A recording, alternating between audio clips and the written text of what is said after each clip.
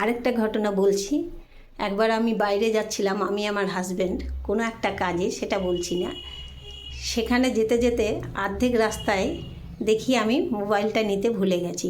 আবার সেই গাড়ি ফিরিয়ে বাড়িতে এসে মোবাইলটা নিলাম।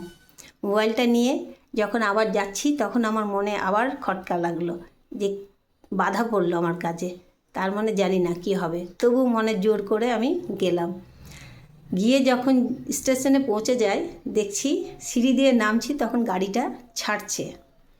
তখনও আবার বাধা, গাড়ি ছেড়ে দিল। আমি ভাবলাম হলো, এবার আর যাওয়া হবে না। ওর বাবা বললো চলো উঠে পড়ি, আস্তে আস্তে গাড়িটা চলছে। আমি বললাম না, গাড়ি না থামলে আমি যাব না। গাড়ির মধ্যে এইভাবে আমি চাপতে পারবো না, চলন্ত গাড়ির মধ্যে। খুব আস্তেই চলছিল, কিন্তু আমার সম্ভব ছিল না, কারণ হাতে ব্যাগ ছিল। ওর বাবার হাতেও ব্যাগ ছিল, আমার হাতেও ছিল। তারপর আমি যখন দৌড়াতে দৌড়াতে যাচ্ছি, আমি আমার হাজব্যান্ড, তখন দেখছি ট্রেনটা থামিয়ে দিল গার্ড। আমাদেরকে যখন দেখলো আসতে, গার্ড ট্রেনটাকে থামিয়ে দিল। সেই ট্রেন চলন্ত ট্রেন থেমে গেল। তারপর আমরা দুইজন চাপলাম, তারপর গেলাম।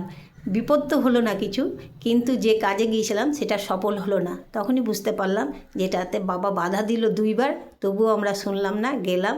তো এই জন্য আমি এখন কোনো বাধা পড়লে আমি সেই কাজ করি না, কারণ জানি আমার ঘরে বাবা আছে, বাবা রক্ষা করবে। সব বিপদের পড়ার আগেই বাবা আমাকে জানিয়ে দেয়, সংকেত দিয়ে দেয় যে এই কাজটা তুমি করো না। তাই যে কোনো কাজ করার আগে আমি বাবার কাছে প্রার্থনা করি যে এটা করব কি করব না, সেটা বাবার আদেশ পাই তবে আমি করি, নইলে করি না।